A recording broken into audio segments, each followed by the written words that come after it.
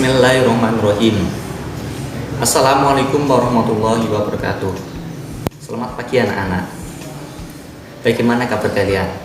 Bapak harap pada pertemuan kali ini kita selalu diberi kesehatan oleh Allah Subhanahu wa taala. Meskipun kita bertemu dalam keadaan online, tapi kita harus tetap semangat.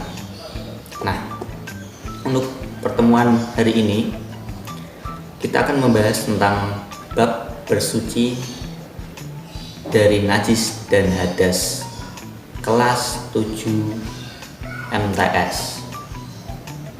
Nah, kita nanti akan membahas najis dan tata cara mensucikannya.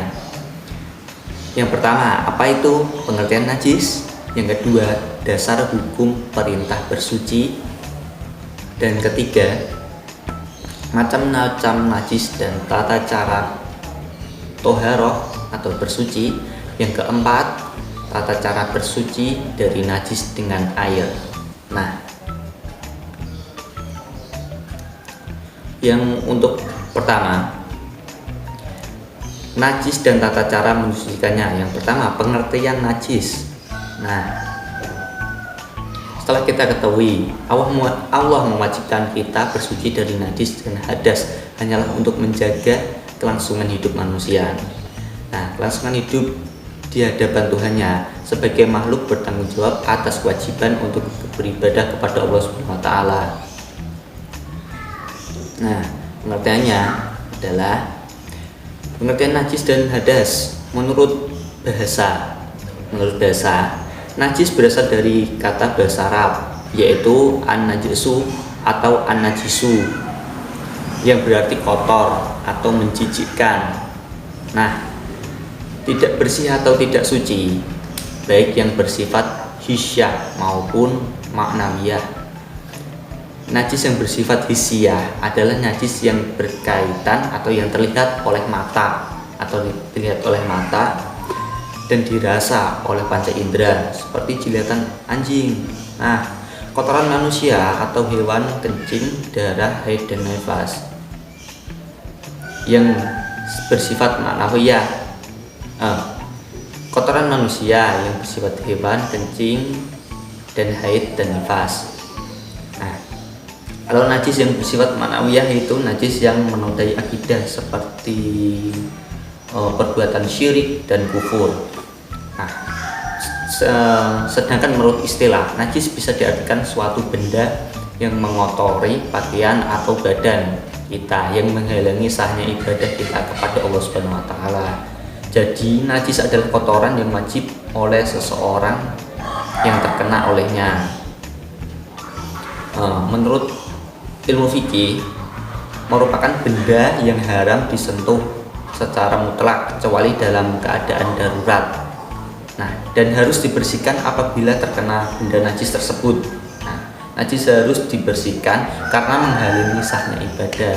Jadi, kalau ada najis yang terkena dalam badan kita, terkena dengan badan kita gak sah ibadahnya. Contoh, ketika kita terkena kotoran seperti kotoran anjing, terkena jilatan anjing, itu nggak bisa. Kita harus dibersihkan terlebih dahulu baru bisa beribadah.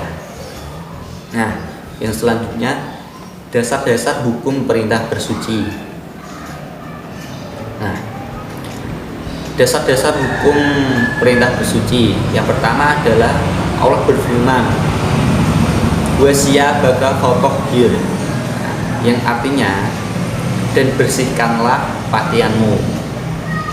Surah Al-Mudaththir ayat 74. Surah Quran Surah Al-Mudaththir. Dan firman Allah Subhanahu wa taala, "Inna tahira baitiya lit-thaifina wal-'akifina war-ruk'is sujud", yang artinya, bersihkanlah rumahku untuk orang-orang yang tawaf, orang-orang yang tikaf, orang yang rukuk dan orang yang sujud.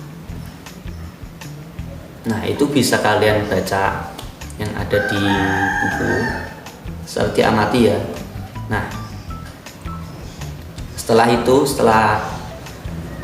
kita mengetahui dasar hukum perintah bersuci.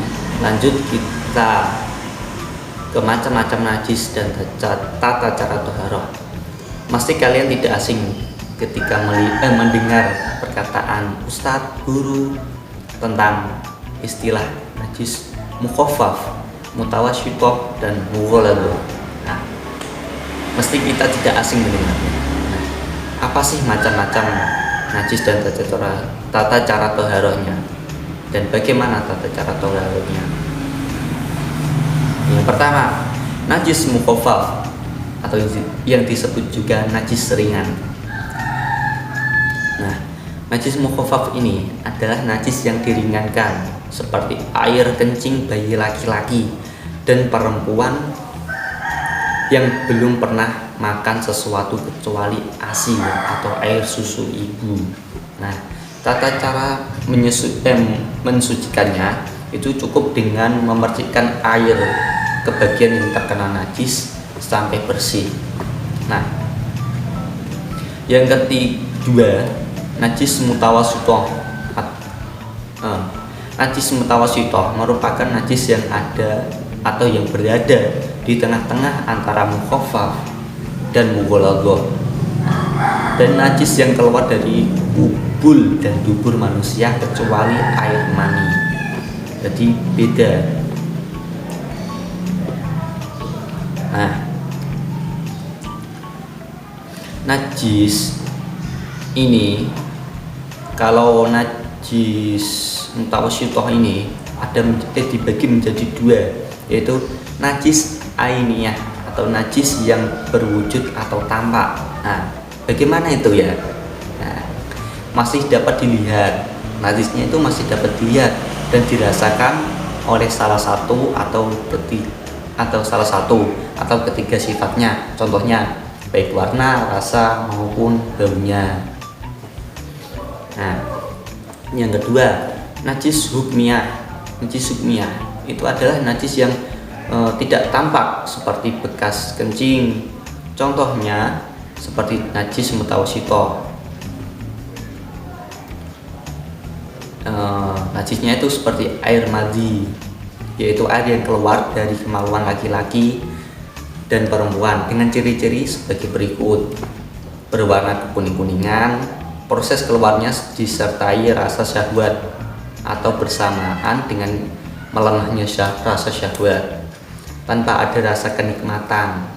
Beda lagi dengan air mani, soalnya mani sama air mandi itu beda. Nah, yang selanjutnya adalah terjadi pada orang yang telah baligh. Yang kelima, lebih sering terjadi pada perempuan. Terkadang keluarnya itu tanpa disadari. Nah, yang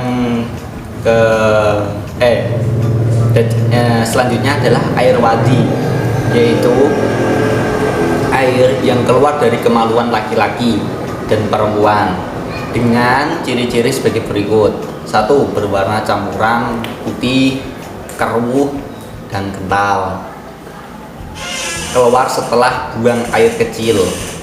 Nah, dalam kecepatan atau dalam kecapekan setelah mengangkat barang berat. Yang keempat, dialami oleh orang yang sudah atau belum balik. Nah, cara mensucikan bagaimana? Nah, cara mensucikannya dibilas dengan air sehingga hilang semua sifat bau maupun warna dan rupanya. Nah, untuk yang selanjutnya adalah najis mughalladhah, najis berat. Mesti kita tidak asing kan mendengar najis mughalladhah, najis berat, seperti kita melihat teman kita najis mughalladhah, najis berat. Nah, apa sih najis mughalladhah itu? Tapi tidak, tadi itu bercanda.